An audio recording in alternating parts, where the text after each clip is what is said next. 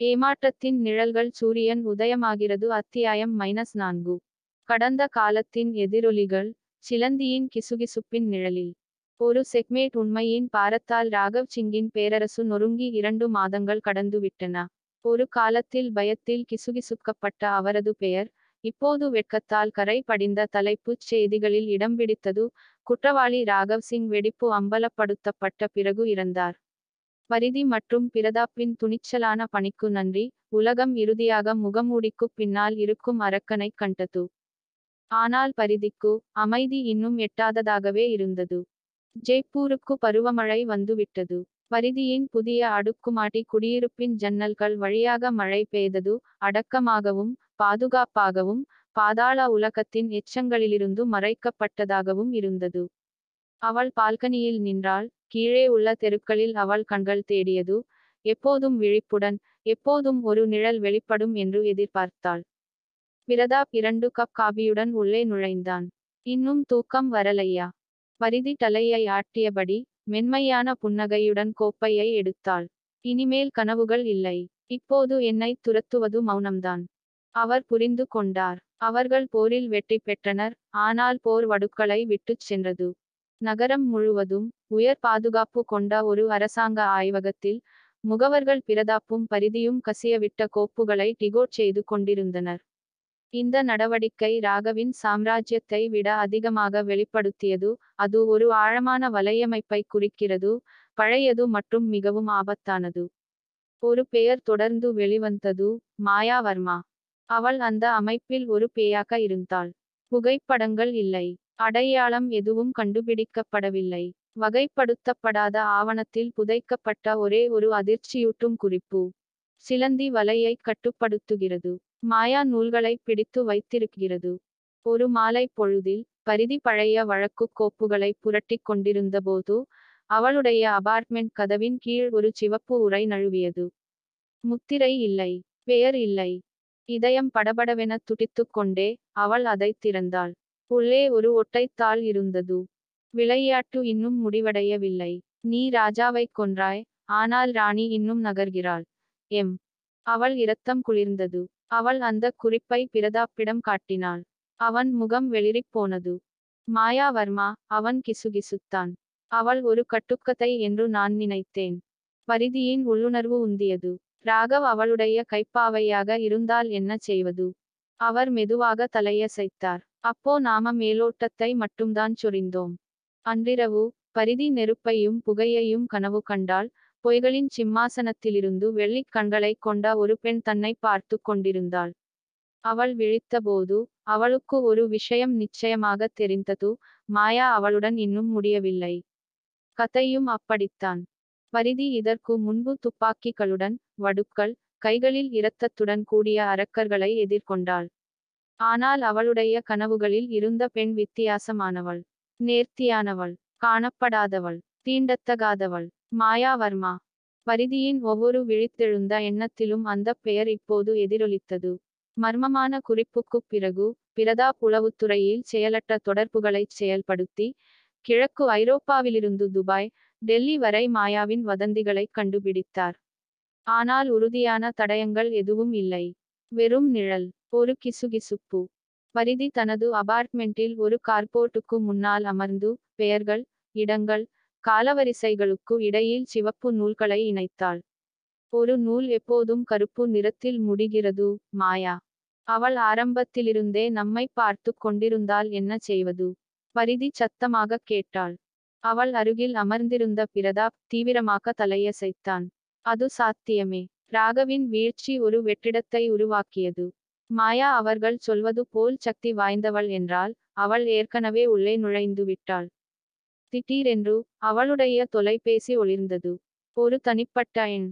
எச்சரிக்கையாக, அவள் பதிலளித்தாள். ஒரு பழக்கமான குரல், அமைதியான, சிலிர்ப்பூட்டும், வேடிக்கையான. பரிதி ராய், நீங்க ரொம்பவே ஜாலியா இருந்தீங்கன்னு நான் சொல்லணும். ஆனா நீங்க நிறைய சரங்களை இழுச்சிருக்கீங்க. நான் ஒரு சரத்தை கட் பண்ணப்போ நீங்க எவ்வளவு நல்லா டான்ஸ் ஆடறீங்கன்னு பார்ப்போம். அந்த லைன் செயலிழந்து போனது. அதைத் தொடர்ந்து ஒரு உரை. செய்திகளை பாருங்கள். அவர்கள் தொலைக்காட்சியை ஆன் செய்தார்கள். பிரேக்கிங், தேசிய தரவுத்தளத்தில் பாரிய சைபர் தாக்குதல், ரகசிய கோப்புகள் கசிவு ராகவ் சிங் வழக்கில் தொடர்புடைய முன்னாள் முகவர் இறந்து கிடந்தார். அறிக்கையில் விகாஸின் பெயர் இடம்பெற்றிருந்தது. அவரது தனிப்பட்ட இயக்கத்திலிருந்து ரகசிய ஆவணங்கள் கசிந்தன. இப்போது அவர் இருபுறமும் பணியாற்றி வருவதாக உலகம் நம்பியது. பரிதியின் நெஞ்சு இறுக்கமடைந்தது. அவர்கள் கதையை மீண்டும் எழுதிக் கொண்டிருந்தார்கள். உண்மையை திரித்து மாயா வீட்டை சுத்தம் செய்கிறாள். பிரதாப் முணுமுணுத்தான். அவள் யாரை நெருங்கினாலும் அழித்து விடுகிறாள். பரிதியின் கைமுட்டிகள் இறுகின. அவள் சுத்தம் செய்வது மட்டுமல்ல, போரை அறிவிக்கிறாள். பரிதிக்கு திரும்ப முகவரி இல்லாத ஒரு பார்சல் கிடைப்பதுடன் அத்தியாயம் முடிகிறது. உள்ளே ஒரு சதுரங்க பலகை. ராணியை காணவில்லை. மேலும் ஒரு குறிப்பு, உங்கள் நடவடிக்கை என்று எழுதப்பட்டுள்ளது. சுவரில் இருந்த கடிகார டிக் டிக் சத்தத்தைத் தவிர அறை அமைதியாக இருந்தது. பரிதி பொட்டலத்தில் விடப்பட்டிருந்த சதுரங்கப் பலகையை வெறித்து பார்த்தாள். ராணியைத் தவிர அனைத்து துண்டுகளும் அவற்றின் இடங்களில் இருந்தன. ராணியைக் காணவில்லை. மாயா வர்மாவைப் போல. பரிதி பலகையை கவனமாக பரிசோதித்தபோது பிரதாப் அவளை பார்த்தான்.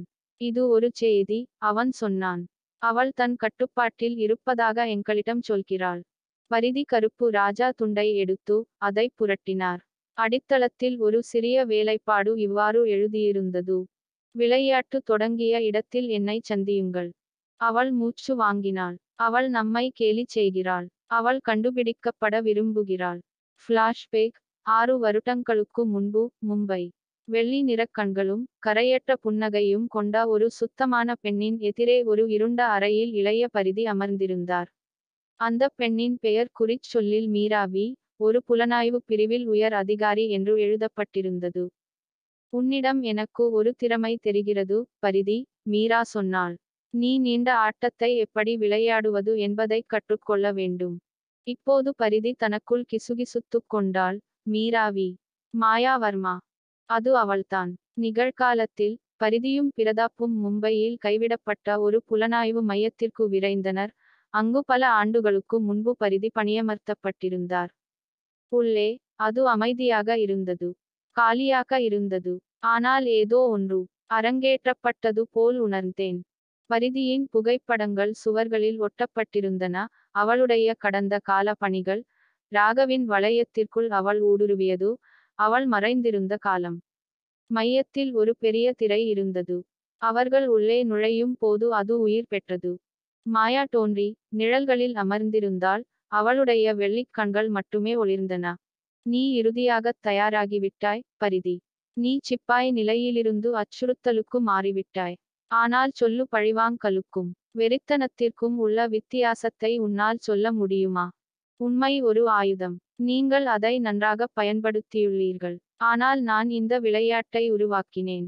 அது எனக்குச் சொந்தமானது. திரை நிலையானதாக மாற்றப்பட்டது.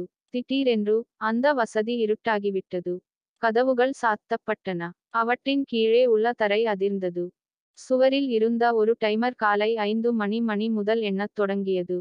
ஒரு பொறி.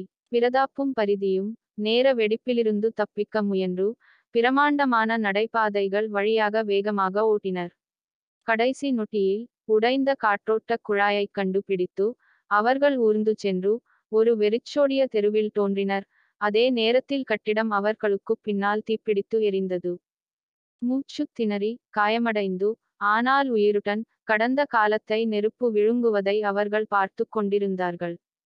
அவள் இனி ஒளிந்து கொள்ளவில்லை. பரிதி பற்களை கடித்துக்கொண்டு சொன்னாள். அவள் நம்மை எங்கோ அழைத்துச் செல்கிறாள். பிரதாப் தலையசைத்தான். நாம் அவளை பின்தொடர வேண்டும் என்று அவள் விரும்புகிறாள். கவனமாக.